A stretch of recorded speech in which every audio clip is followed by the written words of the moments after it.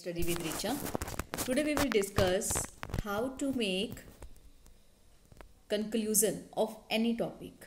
ठीक है, आप चाहे किसी भी टॉपिक की प्रेपरेशन कर रहे हो, उसमें कोई भी टॉपिक है, चाहे आप गाइडेंस एंड काउंसलिंग का एग्ज़ाम दे रहे हो, चाहे आप जेंडर स्कूल एंड सोसाइटी का दे रहे हो, या आप inclusive school, population education, distance education, physical education, या कोई भी टॉपिक आप लिख रहे हो, ठीक है, उसका आप कंक्लूजन कैसे बनाओगे, आज हम वो चीज़ डिस्कस करते हैं।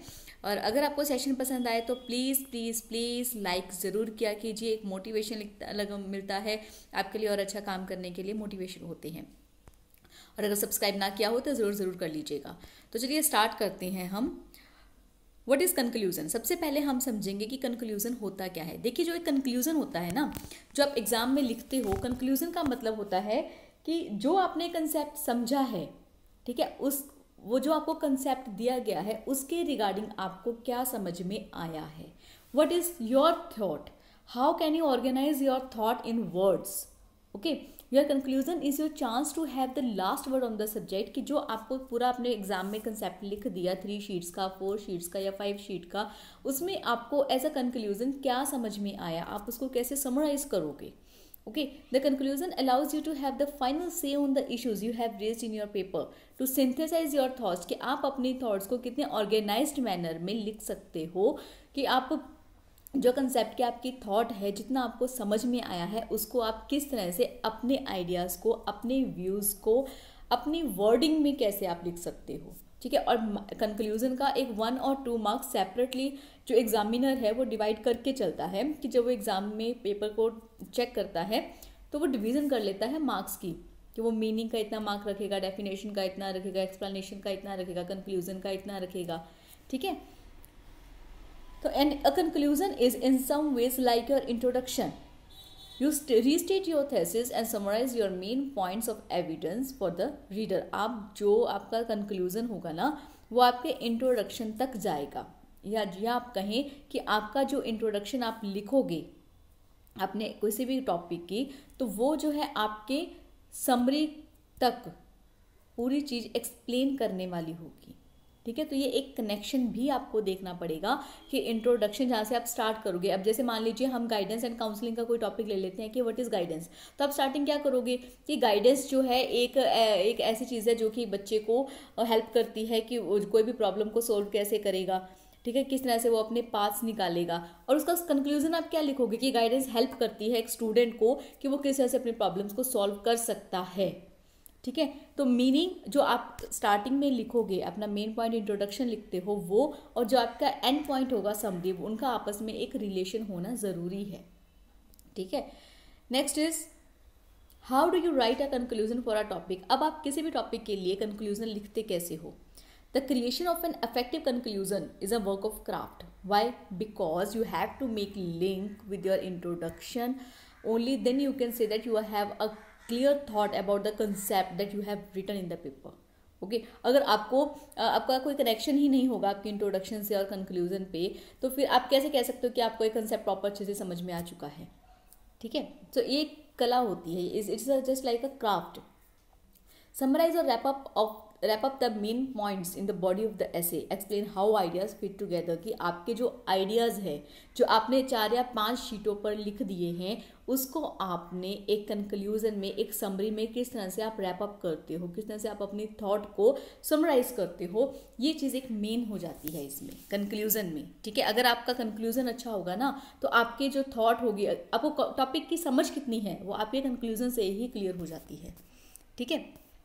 Closing sentences, obviously closing sentence एक ऐसा होना चाहिए जो कि एक जो उसको कमी लगे कि इस क्वेश्चन के आंसर में एक ये चीज़ कमी थी, बट वो कंक्लूजन में उसकी थॉट क्लियर हो जाती है, तो टीचर को लगता है कि हाँ, बच्चे को प्रॉपर अच्छे से समझ है कंसेप्ट की, जो उससे क्वेश्चन पूछा गया था एग्जाम में, उसको उसकी नॉलेज है, ठीक है।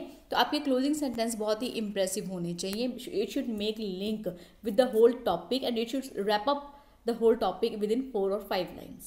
okay, next is conclusion of stereotype। as I have taken that one topic of gender school and society, that is of stereotype, gender stereotype। तो उसका आप conclusion कैसे लिख सकते हो, अब मैंने कुछ टॉपिक्स ही लिए हैं कुछ कुछ सब्जेक्ट्स के, ताकि आपको ये पॉइंट्स क्लियर हो जाए कि stereotype is a conclusion on how we see members of different group actually behaving. Stereotypes change should occur when the relation between the group is changing and altered. अब देखिए stereotype क्या होता है कि आप बच्चों के बीच में जो भेदभाव करते हैं वो एक बहुत पहले से चली आने वाली एक प्रथा है, ठीक है. जैसे कि जेंडर स्टीरियोटाइप क्या हो गया कि जो हम जेंडर्स के बीच में भेदभाव करते हैं, डिस्क्रिमिनेशन करते हैं, उस चीज़ को हम जेंडर स्टीरियोटाइप कहते हैं. तो अब स्टीरियोटाइप का कंक्लूजन क्या निकलेगा कि हमें सब मेंबर्स को ग्रुप के अंदर सब मेंबर्स को इक्वालिटी देनी चाहिए, ठीक है. तो आपका ये इंट्रोडक्शन के साथ एक लिंक बना रहा है. Next is conclusion of women empowerment. अब देखिए वुमेन एम्पावरमेंट जो होता है ये बात वुमेन एम्पावरमेंट का जो कंसेप्ट है वो कई चीज़ों से लिंक होता है, ठीक है. अगर वुमेन को एम्पावरमेंट नहीं दी जाती है, इसका मतलब कि उस देश में, उस कंट्री में स्टीरियोटाइपिंग भी है. दूसरा, जो मेंस है उनको प्रायोरिटीज़ ज़्यादा दी जाती हैं, वुमेन्स को नहीं दी जाती हैं. अब अगर उनको वेजेस कम दिए जाएंगे तो पार्शियलिटी होगा, अगेंस्ट स्टीरियोटाइप हो जाएगा, ठीक है. तो अब वुमेन एम्पावरमेंट का जो कंक्लूजन होगा वो क्या होगा, उसमें आप कंक्लूजन में क्या लिखोगे कि women represent half the world's population, the gender inequality exist in every nation on the planet, ठीक है. अब वुमेन एम्पावरमेंट का अगर टॉपिक आया है, इसका मतलब कि उसकी ज़रूरत थी इंडिया में या किसी भी कंट्री में. जब ये प्रॉब्लम्स देखी गई हैं तभी उसको एक टॉपिक की तरह पढ़ाया गया है कि इसका सॉल्यूशन जो है वो भी हमारे देश में ही मिलेगा, ठीक है. Until women are given the same opportunity that men are, entire societies will be destined to perform below their true potentials. जब तक कि उनको सेम अपॉर्चुनिटीज़ नहीं मिलेंगी तब तक कि जो एक नेशन अचीव कर सकता है उस लेवल पे नहीं अचीव कर पाएगा, बिकॉज उनको अपॉर्चुनिटीज सेम प्रोवाइड करवानी पड़ेंगी, ठीक है. Next is the greatest need of the hour is change of social attitude to women, कि जो वुमेन को एक सोशली एटीट्यूड प्रोवाइड करवाने की ज़रूरत है. जब तक वो नहीं मिलेगा तब तक जो देश है एक वो मतलब जो एक कंट्री है वो उस हिसाब से डेवलप नहीं कर सकती, उस लेवल तक डेवलप नहीं हो सकती. अब वुमेन एम्पावरमेंट का अगर आप इंट्रोडक्शन लिखोगे तो आप क्या लिखोगे कि वुमेन को एम्पावरमेंट के मौके दिए जाने चाहिए, उनको एजुकेशन की अपॉर्चुनिटीज़ प्रोवाइड करवाई जानी चाहिए, जितने कि मेंस के लिए ज़रूरी होती है, बॉयज़ के लिए एजुकेशन ज़रूरी होती है, उसी तरह से जो वुमेन्स हैं उनको भी मिलना चाहिए. इसका मतलब कि कहीं ना कहीं पे वो कमी देखी गई है. तो इंट्रोडक्शन में आप ये लिखोगे ना कि वुमेन एम्पावरमेंट क्या होता है कि वुमेन्स को जॉब अपॉर्चुनिटीज़ प्रोवाइड की जाए. जॉब अपॉर्चुनिटीज़ कब प्रोवाइड करवाई जाएंगी, जब वुमेन्स को एजुकेशन प्रोवाइड करवाई जाएगी. तो ये टॉपिक इस तरह से लिंक होते हैं, और जो आप इंट्रोडक्शन में लिखोगे कंक्लूजन में आप उससे ही लिंक्ड चीज़ें लिखोगे कि इस कंक्लूजन ये निकलता है कि वुमेन्स को इक्वल अपॉर्चुनिटीज़ प्रोवाइड करवानी चाहिए. वुमेन्स एक अगर हम एक लड़की को पढ़ाते हैं तो वो एक पर्सन को नहीं, आप एक पूरी फैमिली को पढ़ाते हो, ठीक है. तो इस तरह से आप अपने कंक्लूजन को इंप्रेसिव बना सकते हो. एक थॉट भी लिख सकते हो. It will also look impressive, it will good impression to your answer.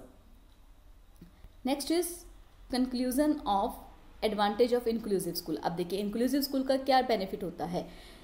First की सब बच्चों में एक दूसरे के लिए हीन भावना नहीं होगी, ठीक है. They will not see look at down to the other students who have physically any impartiality. They will learn how to cooperate with other students, okay. they will learn that ना. तो इंक्लूसिव स्कूल में क्या होता है, चाहे कोई लड़का है लड़की है, चाहे उसका वो अपाहिज है या उसका कोई child with diverse need student है या कोई भी पर्सन है, ठीक है, उसमें उनको एक ही नज़र से देखा जाए. अगर उनको किसी चीज़ की ज़रूरत पड़ती है, किसी कंसेप्ट को समझने के लिए कोई प्रॉब्लम हो रही है तो उसको सोल्यूशन प्रोवाइड करवाया जाए, दूसरे बच्चों से अलग ना किया जाए, ठीक है. यही होता है ना इंक्लूसिव स्कूल का मतलब. तो अब आप उसका कंक्लूजन कैसे लिखोगे कि inclusive schools should provide facilities which are beneficial for all students, मतलब जहाँ पे कि भेदभाव नहीं किया जाए. यही आपने इंक्लूसिव स्कूल की जो इंट्रोडक्शन लिखी है स्टार्टिंग में, उसमें आपने यही लिखा है ना कि जो इंट्रोडक्शन में आप ये लिखोगे ना कि इंक्लूसिव स्कूल होता क्या है, तभी तो आप उसके एडवांटेजेस बता सकते हो. तो फर्स्टली आप लिखोगे इंक्लूसिव स्कूल की इंट्रोडक्शन दिखा आपने कि इंक्लूसिव स्कूल ऐसा होता है जहाँ पर कि सब बच्चों को एक नज़र से देखा जाता है. अगर किसी में कोई प्रॉब्लम है तो उससे डिस्क्रिमिनेशन नहीं किया जाता है, उनको वो फैसिलिटीज़ प्रोवाइड करवाई जाती हैं, इक्वल अपॉर्चुनिटीज़ दी जाती हैं with some facilities, so that they will consider themselves just like the other students, right. and which are beneficial for all students and should cover the needs of each individual student and should not show any type of discrimination among students. मतलब कि उनको किसी भी तरह का ऐसा ना लगे कि उनमें कोई कमी है इसलिए उनको दूर रखा जा रहा है या अलग रखा जा रहा है, किसी और स्कूल में पढ़ने के लिए भेजा जा रहा है बिकॉज उनमें कुछ कमियां हैं। ठीक है, इस तरह से इंक्लूसिव स्कूल्स नहीं होते हैं। तो इस तरह से आप कंक्लूजन जो लिखोगे वो आपका इंट्रोडक्शन से रिलेटेड होना चाहिए, एक लिंक क्रिएट होना चाहिए और समराइज करें आपके पूरे के पूरे कंसेप्ट को।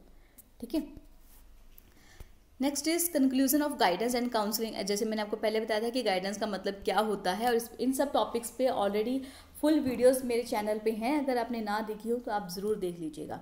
Both guidance and counselling aim at solving problems, दोनों का मोटिव प्रॉब्लम को सॉल्व करना ही होता है, और इनके बीच में जो डिफरेंस होता है उसकी भी एक डिटेल्ड वीडियो है मेरे चैनल पे, आपने ना देखी हो तो वो भी ज़रूर देख के जाइएगा।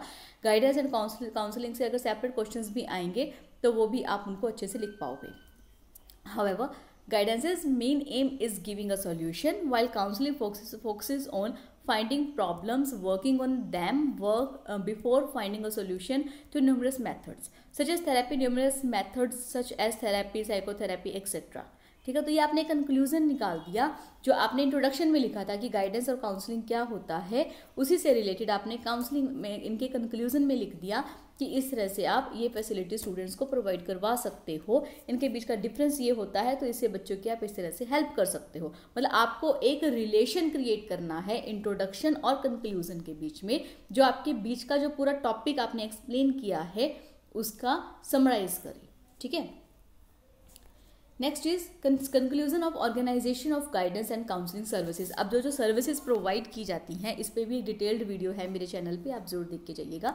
यहाँ पे मैं सिर्फ और सिर्फ कंक्लूजन के रिगार्डिंग बात करूंगी। It is recommended that every school should have proper guidance unit and its proper functioning should be there to help students for their varied problems which will help in enhance the overall quality of education, कि जिससे कि आप students की help कर सकते हो, उनको guidance provide करवा सकते हो और अपनी जो क्वालिटी की जो एजुकेशन की क्वालिटी है उसको आप इम्प्रूव कर सकते हो। ठीक है, तो ये था मेरा सेशन कंक्लूजन कि आप किसी भी टॉपिक का कंक्लूजन कैसे लिखोगे, कैसे आप लिंक को क्रिएट कर सकते हो, इंट्रोडक्शन और जो आपकी समरी है, जो कंक्लूजन है, उनको आप किस तरह से इम्प्रेसिव वे में एक लिंक बना के अपनी थॉट्स को समराइज कर सकते हो। ठीक है, आई होप आपको सेशन पसंद आया होगा। लाइक ज़रूर किया कीजिए, एक मोटिवेशन मिलता है जिससे कि हम आपके लिए काम कर पाते हैं। ओके, और सब्सक्राइब ना किया हो तो ज़रूर कर लीजिएगा। Thank you so much.